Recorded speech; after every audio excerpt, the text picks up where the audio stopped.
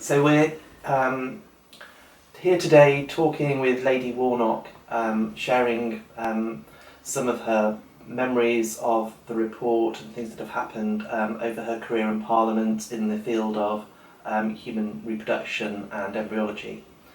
And I'm Sarah Norcross, and I'm the Director of the Progress Educational Trust. And Mary, if you'd like to introduce yourself. Yes, I'm Mary Warnock, and it all seems a very long time ago now, but I do have some quite, interesting memories of that time, because it was a complete new education for me altogether, being chair of that committee. So it's something I'm very, very glad I did. I'm Sue Avery. I'm an embryologist by background, and I've been involved in IVF and assisted reproduction since 1981. I've been a member of the HFEA and been involved in various developments along the way, but I'm here really today as a trustee of Progress and perhaps to share some memories as well. I'm Kirsty Horsey. I'm a lecturer at the University of Kent in the law school. I have a particular interest. My research areas cover assisted reproduction and surrogacy in particular, hence the interest today very much. And I used to work for the Progress Educational Trust also. So, Sue, do you want to kick off, because I know you've got lots of questions? Well, I've got lots of questions, but I'm just wondering if there's anything in particular when you reflect, looking back at the report and the act as it came in, that you perhaps might have looked at differently with the benefit of hindsight. Is there anything that stands out? That's a very difficult question to answer, really, because my main general thought about the report is that the best thing we did was two good things we did. One was to set up the HFEA, which was our first recommendation, and that was absolutely essential. And the second good thing, which has stood, I think, the test of time, and you may think differently, and that was the 14-day rule, as I think of it, that no embryo might be kept alive in a laboratory for more than 14 days. And I think that has been really the most important thing about the report, and I wouldn't have that otherwise at all. And it's extraordinary, in my view, how few people who object to all of the processes, and this was particularly true when all the fuss was about cloning, how few people ever mentioned that 14-day rule, which actually ruled out the things that they most feared. Is that right? Oh, I agree. It's my belief that we wouldn't be doing the research that we do, we wouldn't have the freedom to operate the way we do had that 14-day rule not been there, so that society knows this is the limit. Yeah. And so within that, we've learned a lot and we've done so much. Yes, well, I'm really glad that you said that, because I really feel quite proud of that. But there's also this constant argument about interference. We should let nature take its course and not interfere. And of course you can argue that about any aspect of medicine, can't you? Oh, yeah. So letting nature take its course is not something that appeals to me. I'd much rather they didn't. yes. You know, if I've got appendicitis or something, I don't want nature to take its course at all. But there seem to be levels of nature taking its course, so that's probably all right to interfere with. But you get to a point. Why? But why exactly? either it's very difficult. I mean, God meant me to die of a ruptured appendix. Yes. Unfortunately, somebody intervened, and I didn't. Yes. I don't see you can get away with that. I agree entirely. What's interesting with the whole, testing and selection is now that whole genome sequencing is becoming much cheaper and more sophisticated and quicker. That now whole genome sequencing of embryos looks like it may become more commonplace, I think. And certainly they're running panels of tests now on embryos that they didn't used to. And I know people are starting to sort of voice concern about that. And we were exhibiting at a thing called the Fertility Show last weekend, which is, I think, ghastly is perhaps one way to describe it. We go there because, well, I'll explain another time, but it's like the Ideal Home Show. It's at Olympia, but for fertility treatment. So there's all sorts. You couldn't. Extraordinary. Spanish clinic. It is extraordinary. Well, it is. Don't forget the Is fertility it run by astrologist. Americans mostly? Oh. There are a lot of American clinics there.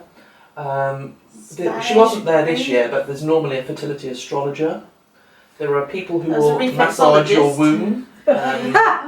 It's Can't believe it. you go and you think, well, I've been however many years now, and you think that nothing can surprise me, and there's always some new crazy technique. But when they're like the fertility astrologer, it's easy to dismiss them as nonsense, and you're not too worried about it. But it's when it's sort of dressed up as science and people can't quite access. It's hidden in this sort of scientific language, and people are being told that they need to do this, that, and or they need this extra lot of service on top of IVF to have the best chance. And then it becomes very quite difficult to unpick for people. But I did notice this year there seems to be a lot more about genetics. Yes, I'm sure. And I think that then does lead to concern amongst people who think this is going to lead to designer babies. And that's... I think you've hit the nail on the head there. A lot of the, it's dressed up in this scientific language and then you need this. And I think that whole slippery slope argument that you're going to be selecting children for their intelligence and athleticism is about a misunderstanding of what you can actually do with genetics technologies, isn't it? I think people are much more open now about the research that they're doing, but obviously there will still be groups who are doing things that we just don't know about. And they don't want to publish. But even going back to the early days here at Bourne Hall, they wouldn't talk to people and wouldn't let people in to see what was happening. And there was a culture change where it became obvious that everybody wanted to do, lots of people wanted to do this, and it was better to share best practice, because if people were doing things badly, everybody lost.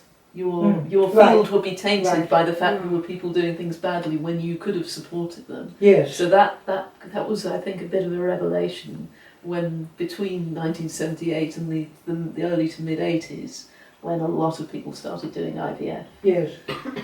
Yes. I think as well, we think of China as being quite a closed place in some ways, but this year they did publish a paper on the genome editing work that they've done in embryos, and were very open about that and very honest in their conclusions about where they were. Did their peers in other countries think that this was good research? I mean, well carried out, thorough?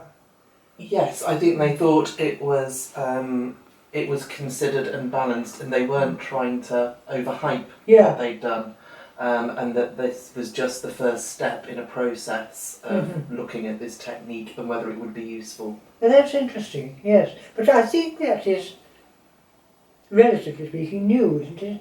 That China should be so open. Yes, I think that's certainly the case. I do feel rather ashamed of the stance that I talk about surrogacy.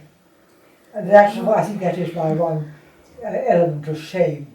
I don't think it's anything to be shameful of. It's like you say, the report was a product of its time, and at the time surrogacy was, it wasn't the procedure wasn't new. The idea of being a surrogate wasn't new, but the commercial aspect that had emerged, and it looks like it could be a dangerous thing. Yeah. With hindsight, we know that's not the case, but at the time I can see why you would have come to that conclusion. I think it was difficult because of everything that was going on in America at the time, wasn't it? That it was becoming tremendously commercial. And still is, in many states of America. Yes. Do you remember the name of that dreadful person called Dr. Handel? Bill Handel. Yes, from H-A-N-D-L, wasn't it? Yeah. I don't know what became of him. I hope he's dead, really.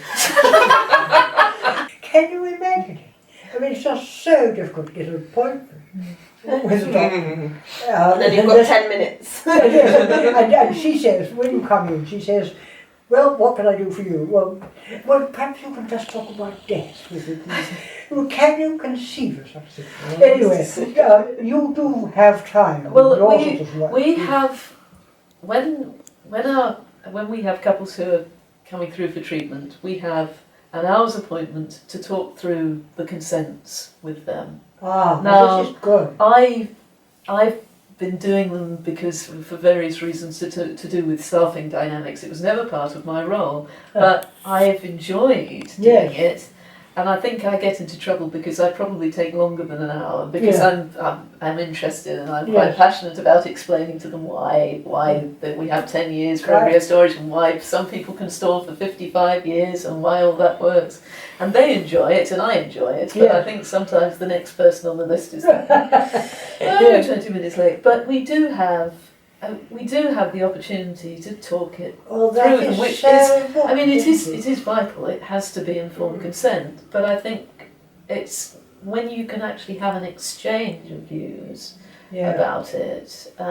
It's hearing how people feel about having to give consent to something that may happen after their death. When you're talking to a young couple who are setting out to have a family, and I'm saying, well, if you die or you're in a coma or you lose mental capacity, what would you like us to do? But it's because we have that opportunity to talk it through with them, then you can have that kind of exchange, and it's when you've got people who are really, really interested. But actually, I mean, this is a very general point about medical consultations altogether, isn't it? I mean, one of the real difficulties is the lack of time, and that sounds to me as if this job that you're doing, whether you is part of your job or not, is extremely good and very rare, actually. But I imagine that clinics, fertility clinics in general, there is a bit more time to talk. Your Intelligent Person's Guide to Ethics, which I have on my shelf, and I wave at our students as they come. You need to read this. Well, it was quite fun to write that book because I couldn't think how to do it really. First of all, I thought I'd got to write a sort of intelligent person's introduction to moral philosophy, and then I thought it'd be so boring, I just can't do it. So,